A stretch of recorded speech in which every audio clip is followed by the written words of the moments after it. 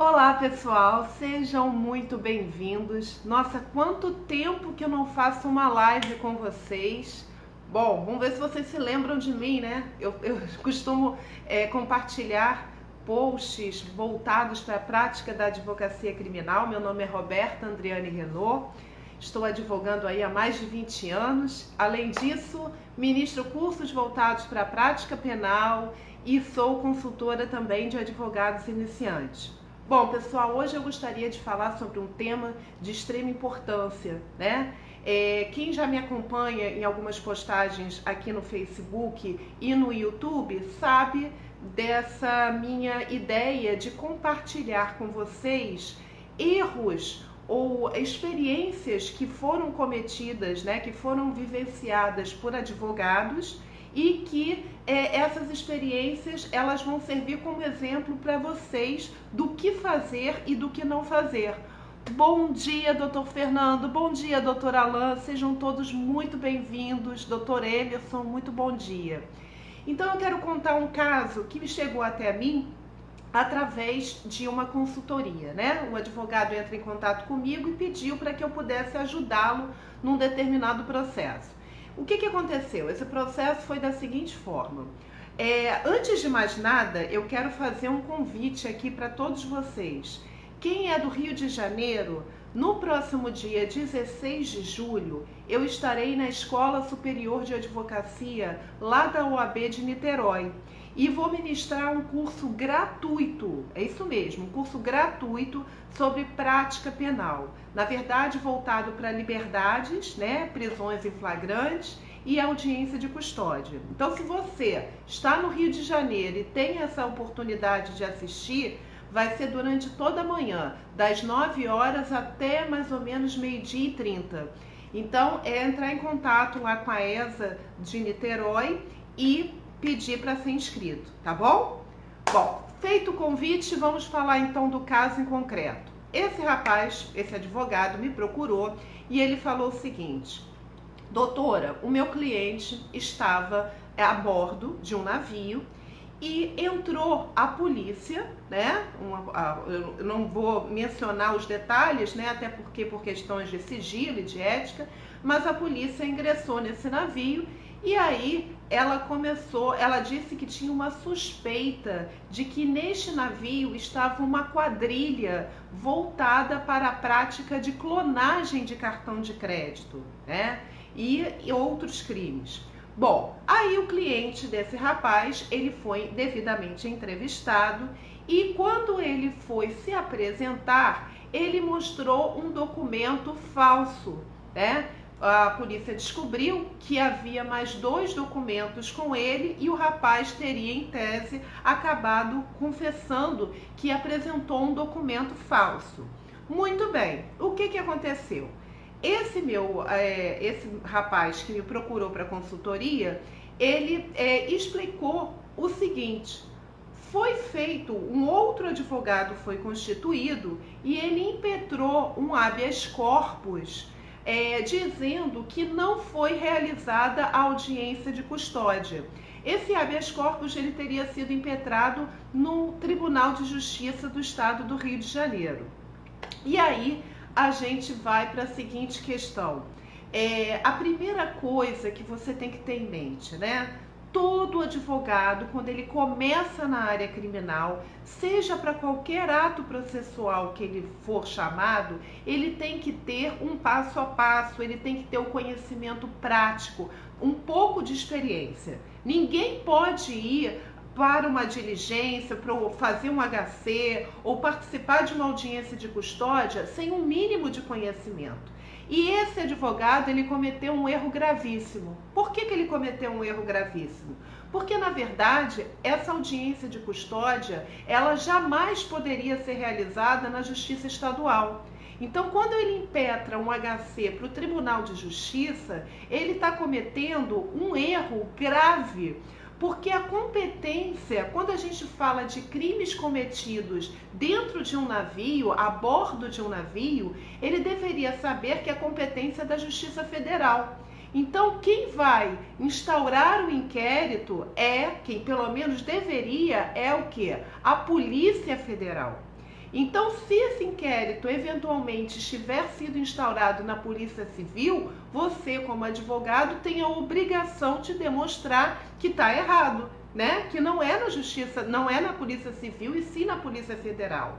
Então, a audiência de custódia, ela teria que ser realizada onde, pessoal? Na Justiça Federal. E se foi na Justiça Federal que ela deveria ter sido realizada, o habeas corpus jamais poderia ser impetrado no Tribunal de Justiça, e sim aonde? Na esfera federal. Esse advogado cometeu um erro enorme, primeiro por desconhecer o que é competência, né? A competência tanto para a instauração de investigações como para o processo de julgamento, como ele não sabia que de fato houve uma audiência de custódia, tá? Houve a audiência que ele achava que não tinha ocorrido, só que no juízo competente, que foi na Justiça Federal. Então, através dessa simples situação, você percebe que o advogado que não tem esse passo a passo, conhecimento mínimo para atuar na esfera criminal, seja na audiência de custódia, para assumir um caso, ele acaba não só se queimando, né? Porque fazia um habeas corpus no lugar errado, quando na verdade teve audiência de custódia e ele sequer sabia dessa audiência, ele sequer se preparou para o ato. Olha quantos erros esse advogado cometeu. Aí, o segundo advogado, porque claro que o cliente ficou insatisfeito com esse advogado, era até caso para uma representação na OAB, mas enfim, esse cliente desconstituiu esse advogado e contratou o advogado que me procurou. E agora eu vou dar um exemplo do que pode ser feito, né? O quanto o advogado ele tem que ser proativo, ele tem que atuar, ele tem que ter uma visão de águia.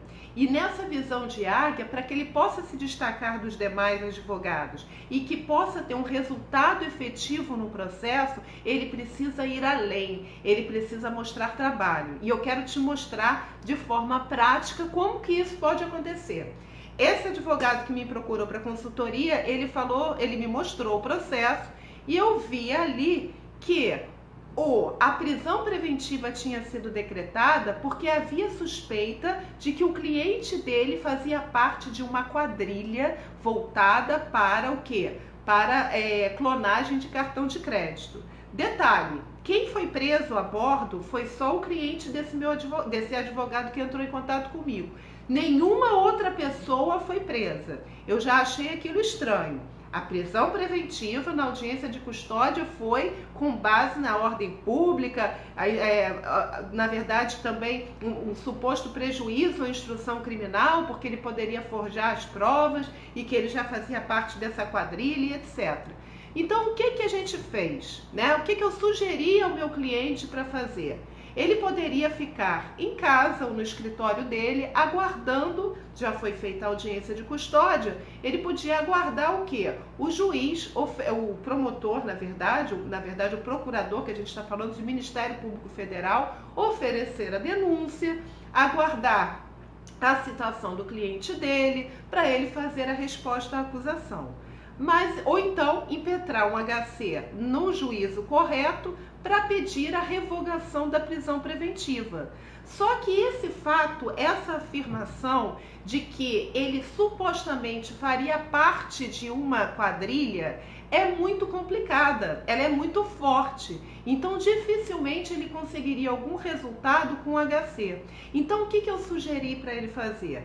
Fazer uma busca junto à Polícia Federal para saber lá, falar com o delegado, se havia realmente algum tipo de inquérito, algo palpável que pudesse sustentar que o cliente dele fazia parte da quadrilha de clonagem de cartão de crédito. Repito, esse cliente foi preso sozinho, nenhum outro membro dessa suposta quadrilha foi encontrado e a gente precisava ver se havia alguma investigação, algo que desse uma fundamentação concreta para essa afirmação. E adivinha o que aconteceu? Não tinha nada, nenhum inquérito instaurado contra esse cliente na Polícia Federal. ou na Polícia Civil, visando realmente a investigação ou uma suspeita de que ele pudesse fazer parte dessa quadrilha. Então, com base nessa informação, o que o meu cliente fez? Ele não impetrou um habeas corpus, ele fez uma petição ao juízo da culpa, aquele que vai julgar o cliente dele, na verdade, dizendo para revogar a prisão preventiva. Por quê? Porque aquela suspeita de que aquele cliente fazia parte de uma quadrilha de cartão de crédito, na verdade era infundada. Não havia nenhum inquérito, nenhuma investigação voltada para isso. Não haviam nomes de supostos estelionatários que estivessem com ele. E, por outro lado, além de pedir a revogação com base nesse fundamento específico, ele também juntou toda a vida pregressa do cliente dele. Então ele juntou carteira de trabalho, porque ele trabalhava, declarações de boa conduta, residência, comprovante de residência, certidão de nascimento dos filhos para provar que ele sustentava os seus filhos, que ele era casado. Então o advogado, ele foi além do que ele podia, né? Ele não fez só um habeas corpus, ele, na verdade, ele procurou na Polícia Federal, na Polícia Civil, para ver se havia realmente uma investigação nesse sentido. Depois disso, ele foi conversar com o Ministério Público Federal, foi despachar com o juiz, ele foi muito além do que a grande maioria dos advogados faz. Né? O advogado, ele faz aquele feijão com arroz, né? O papel, ele fica aguardando os atos processuais, as citações, as intimações para fazer as peças. E quando um advogado sai da caixinha, né? Quando um advogado, ele se destaca, ele realmente quer fazer a diferença, ele quer lutar pelo cliente dele e ele vai além, ele tem excelentes resultados. O resultado desse caso não podia ser o melhor, foi o melhor. Porque ele obteve a revogação da prisão, o advogado que entrou em contato comigo, e com um parecer favorável do Ministério Público Federal, que é muito raro. Então, pessoal, a minha dica aqui, com essas observações que eu fiz para vocês, eu tenho algumas dicas para dar para vocês. A primeira: não se aventurem em nenhum ato, em nenhuma diligência voltada para a advocacia criminal. A reputação de vocês está em jogo e, além disso, bom dia, Dr. Bateson, saudade do senhor, hein? A reputação de vocês como profissionais está em jogo e, além disso, principalmente o futuro de um cliente, né? Que tem a liberdade comprometida. Essa é a primeira observação. E a segunda observação é estudar. O passo a passo. Não basta eu saber o que é uma prisão em flagrante, o que é uma prisão preventiva. Não, eu tenho que entender como funciona na prática, para que eu possa me preparar da forma adequada, com roteiro, com perguntas, com jurisprudência, sem esse mínimo de embasamento. Dr. Paulo, bom dia, saudade do senhor também. Então, com esse mínimo de embasamento, a gente não tem como agir da melhor forma. A advocacia criminal não é aventura, por favor. Ajam sempre com muita responsabilidade, muito comprometimento, tá bom? Então, renovo aqui o meu convite do curso gratuito que vai ser realizado na Escola Superior de Advocacia. É um curso presencial, tá? Vocês vão ter a oportunidade, eu vou ter a oportunidade de conhecê-los pessoalmente. Vai ser lá na ESA, no dia 16 de julho, a partir das 9 horas, ESA de Niterói. Aí tem que entrar em contato com eles, tá bom? Eu vou ver se eu consigo também transmitir ao vivo esse curso gratuito da ESA para o pessoal aqui da vocação jurídica. Eu vou tentar lá falar com o presidente da ESA, tá bom? Olha aqui, ó. Um beijo grande para vocês, uma semana maravilhosa, muita responsabilidade aí, muito comprometimento. E quem quiser deixar sugestões de lives, de temas para a gente abordar aqui na vocação jurídica, eu estou à disposição, tá bom? Forte abraço, fiquem com Deus, tchau!